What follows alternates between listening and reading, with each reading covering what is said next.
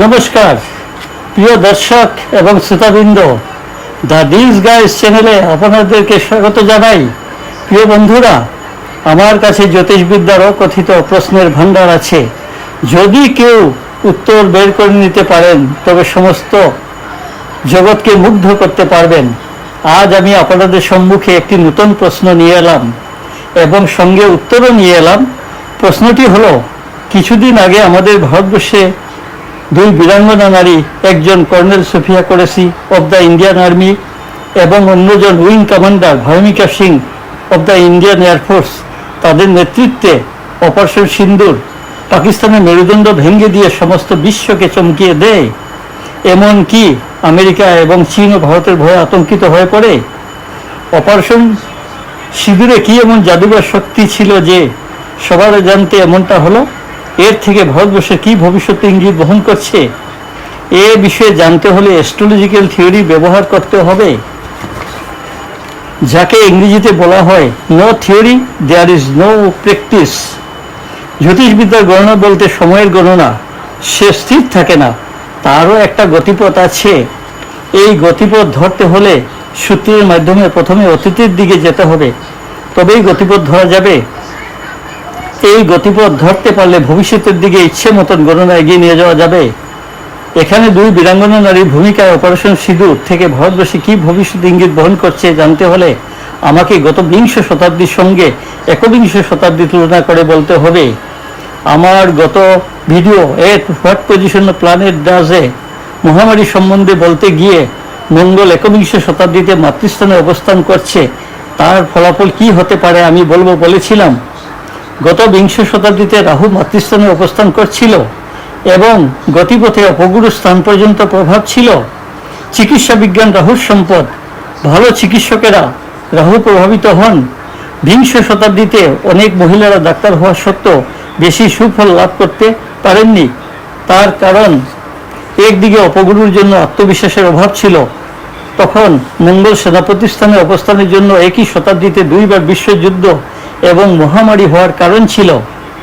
পরিবেশে দুই বৃহৎ গ্রহের সংঘাত, একজন দেবগুরু বৃহস্পতি এবং অন্যজন দৈত্যগুরু শুক্রাচার্য। অন্যথায় মঙ্গলের সঙ্গে বুধের সংঘাত। বুধ প্রেম, ব্যবসা এবং দাম্পত্য জীবনের অধিকারী হলেও চন্দ্র তখন শত্রুস্থানে অবস্থান করে গতিপথে বিবাহ স্থান বা দাম্পত্য জীবনের স্থান পর্যন্ত প্রভাব ছিল। চন্দ্র শত্রুগ্রহ হয়ে মানুষের বিবাহ বা দাম্পত্য জীবনের শত্রুর কাজ করেছে। চন্দ্র এমনিতেই ত্রিশূল শক্তির অধিকারী ছিল।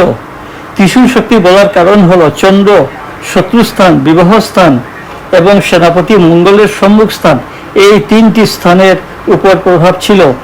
এজন্য আমি তিনটি শক্তি না বলে ত্রিশূল শক্তি বললাম।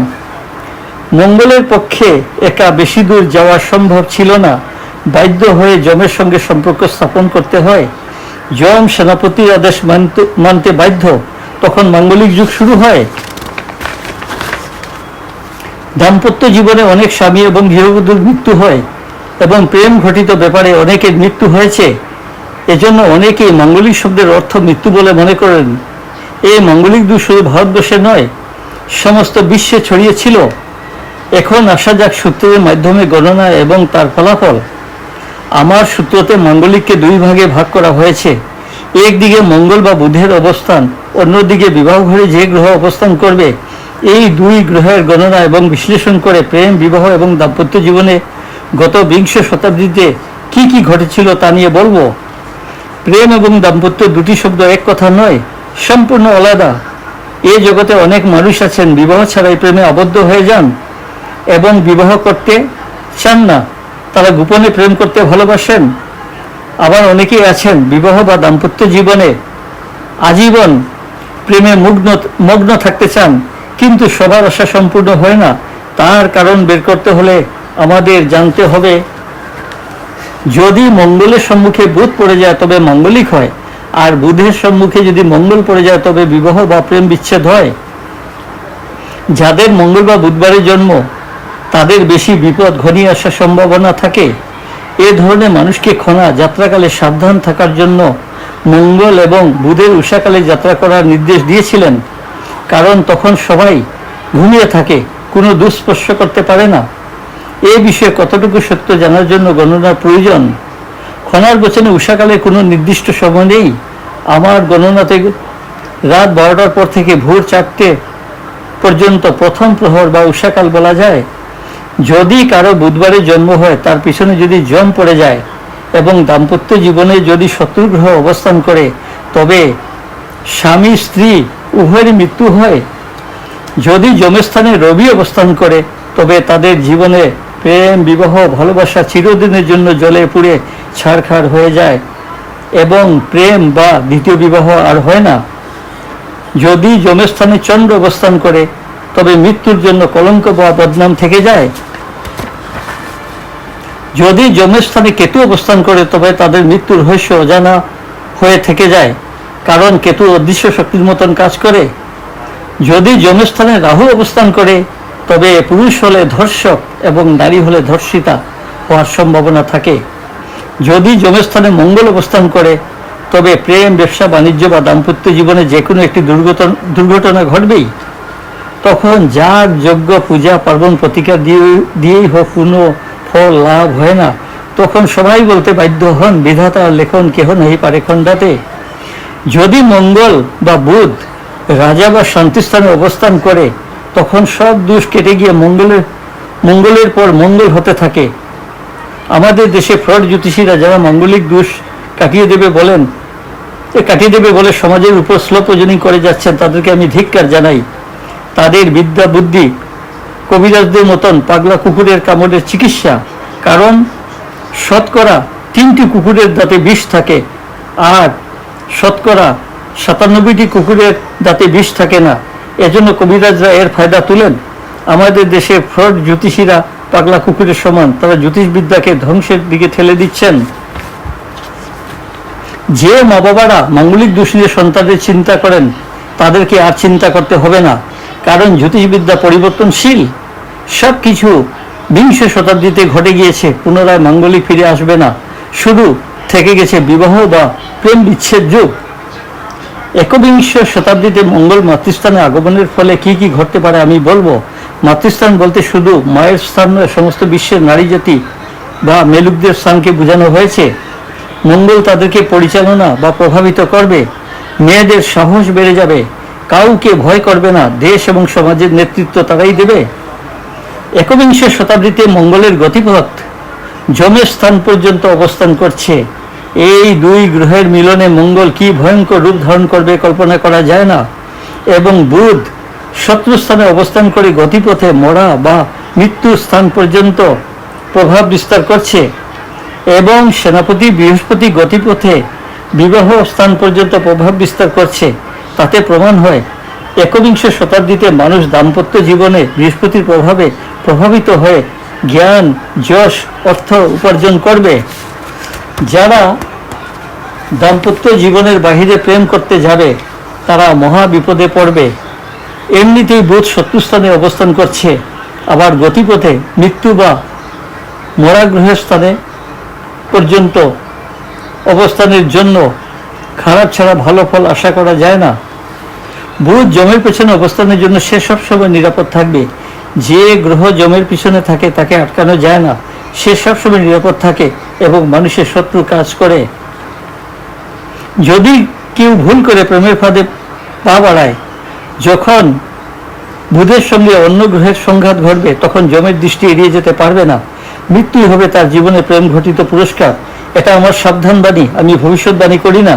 প্রিয় বন্ধুরা, এখানে শেষ নয়। এ বিষয়ে অ্যানালাইসিস করলে অনেক কিছু জানা যাবে।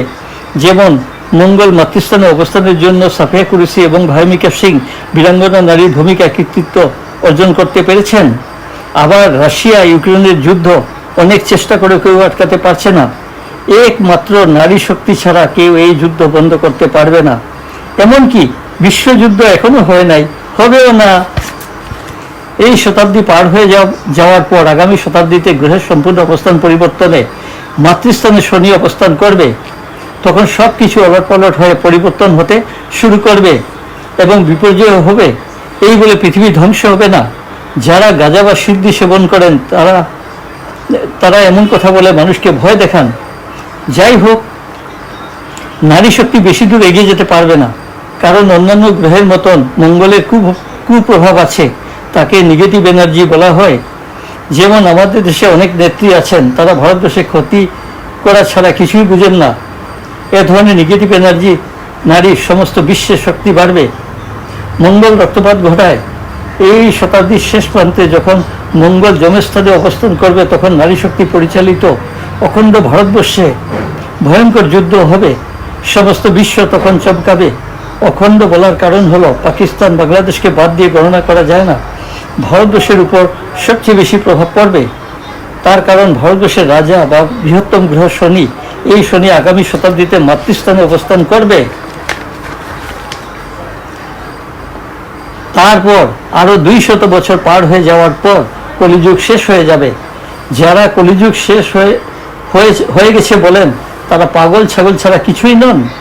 আজ থেকে 300 বছরের মধ্যে অনেক কিছু ঘটবে। সবচেয়ে ভয়ঙ্কর সময় হলো তান্ত্রিক যুগ।